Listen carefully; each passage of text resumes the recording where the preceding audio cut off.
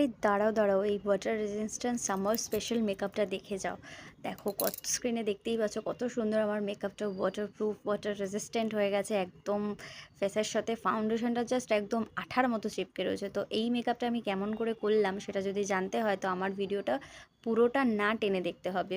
তো দেখো, প্রথমেই আমি ইউজ করে নিয়েছিলাম একটা টোনার, দেন ইউজ করেছি একটা ওয়াটার বেস ময়শ্চারাইজার যেটা ছিল পিএসির, দেন আমি ইউজ করেছি এখানে রিকোডের গ্রিপ প্রাইমার, যেটা হচ্ছে এই পুরো মেকআপের একটা গেম চেঞ্জার।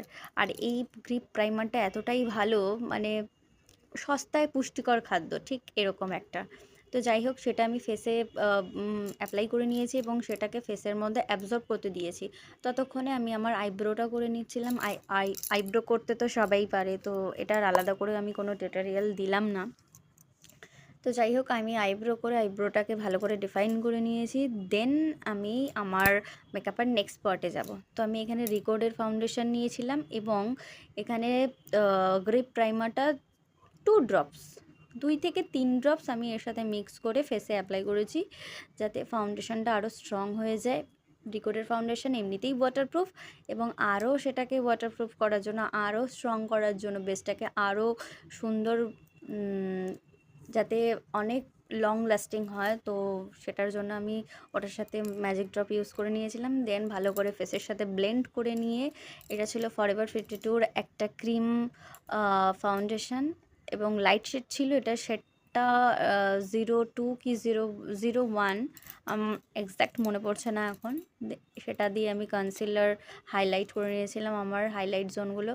দেন আমি এখানে আরসিএমের একটা পাউডার নিয়ে বেকিং করে নিয়েছি। তোমরা যে কোনো পাউডার নিতে পারো, তোমাদের ভ্যানিটিতে যেটা আছে। অবভিয়াসলি সেটা ওয়াটারপ্রুফের ক্ষেত্রে যদি যায় তবেই সেটা ইউজড হবে এই ক্ষেত্রে। তো সেটা ভালো করে ফেসে অ্যাপ্লাই করে নেবে। দেন আমার দেখো, এখানে আমি ওয়াটার স্প্রে করছি। পাউডারটা বেকিং করার পর আমি ওয়াটার স্প্রে করেছি।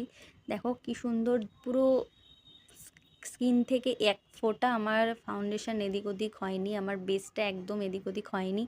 দেখো আমার টিস্যুতে পর্যন্ত ফাউন্ডেশন উঠে আসেনি।